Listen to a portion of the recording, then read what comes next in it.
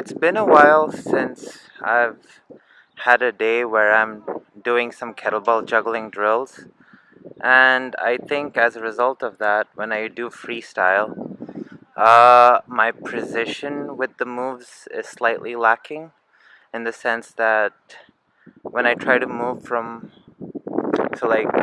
like certain flips and stuff or certain combinations, I don't land them as often as I should, even though they're relatively simple. So today I'm going to do some kettlebell juggling drills, end off with some freestyle, but also do some like short distance sprints and movement drills as a superset to the drills to add an additional element to it.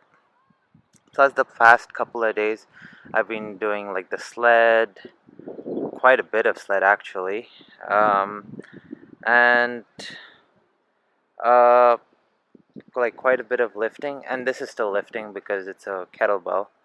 And but uh, I guess this is more fun. But yeah, um, for the first drill, I'm going to do just regular simple flips, walk backwards one way, sprint to the finish. Let's start off with the flips.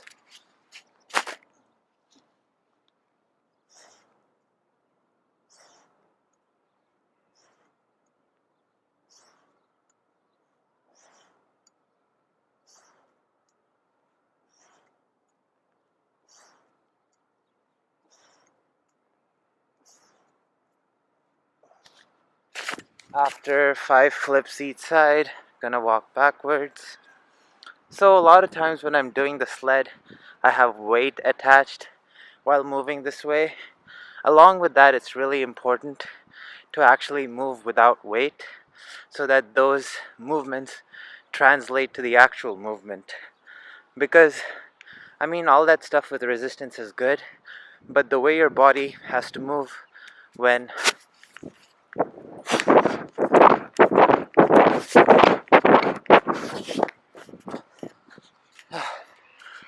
moving with resistance is a lot different than how it moves freely.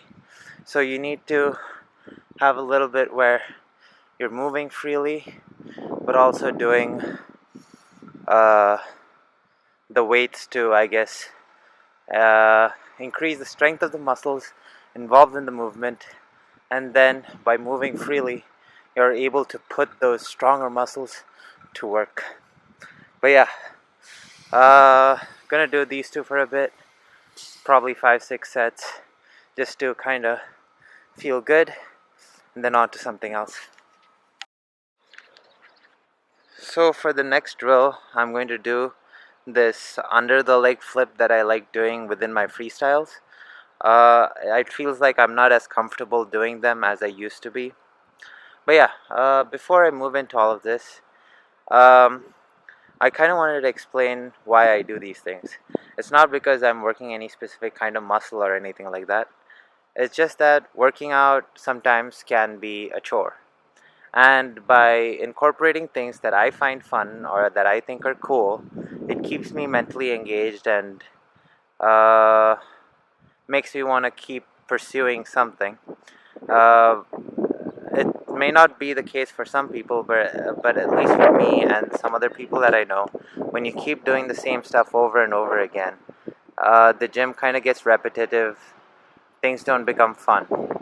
So working out is not always fun. I don't always enjoy lifting, etc., etc., etc. But by making up these goals, I keep myself engaged and uh, keeps something to look forward to. For example, some people play basketball to stay fit. Um, you'll see old people play pickup games at many gyms. They even go out and shoot hoops and try to get better at shooting. It's not like they're trying to be professionals at basketball. They just want to get better at shooting to get better at their pickup games. I don't necessarily plan on being anything in the kettlebell juggling world or anything, but it's fun. And so I drill these things to get better at it, and so that I can put together better freestyles, which is self-satisfactory. And the fact that it's a kettlebell and has resistance and requires a lot of full body motions makes the muscles work in a full body kind of way, which keeps you in shape. If you notice, a lot of kettlebell jugglers, they're in really good shape. So yeah, it is quite the workout, but if you have fun with it, it doesn't really feel like it. So that's the whole point of this. It doesn't have to be anything more than that. And then to people who say you might have an injury risk or whatever, you can sprain your ankle playing pickup basketball. Are you going to tell them to stop playing pickup basketball? No. It is what it is. You do things to have fun, and yeah. In any case, here's the drill.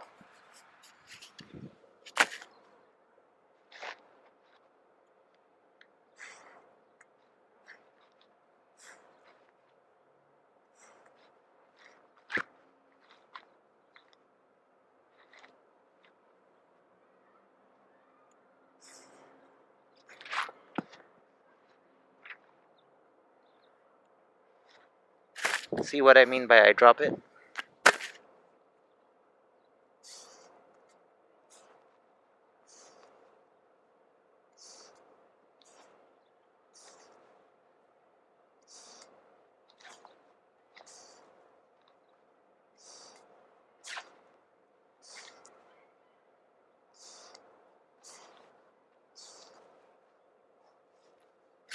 I'm going for 5 each side.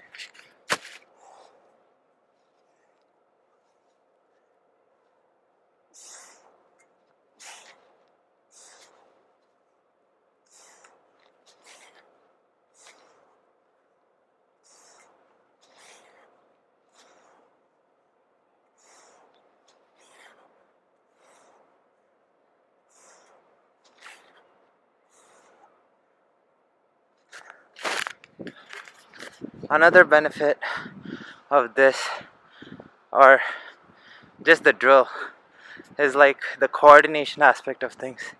As most people grow older, they do fewer things that require this hand-eye coordination and mental presence.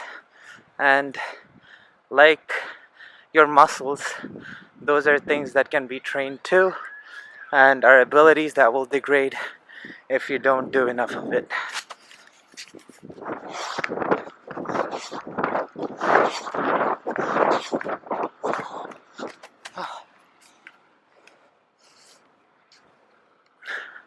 But yeah, then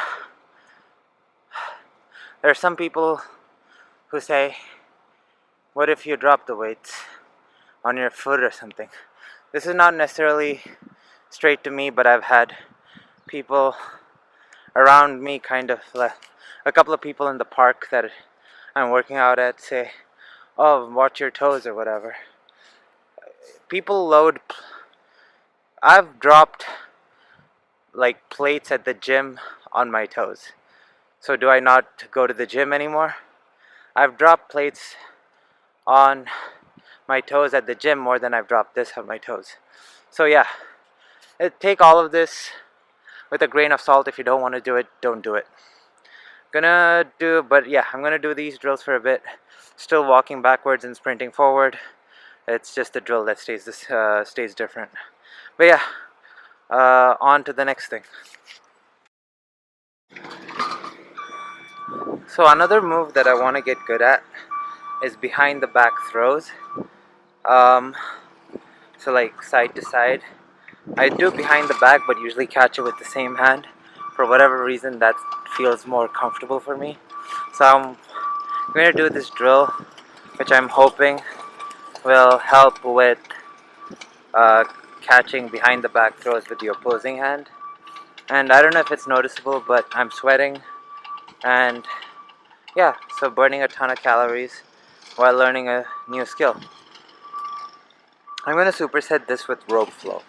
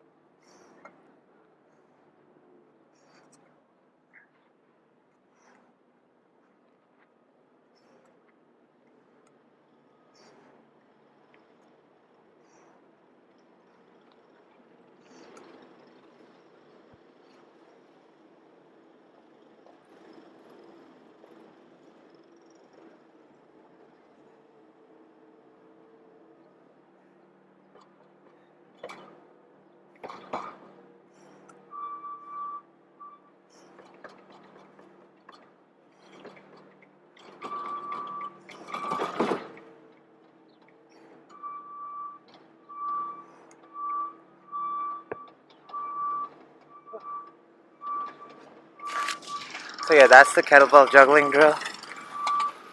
And then with rope flow, just gonna mix some stuff up.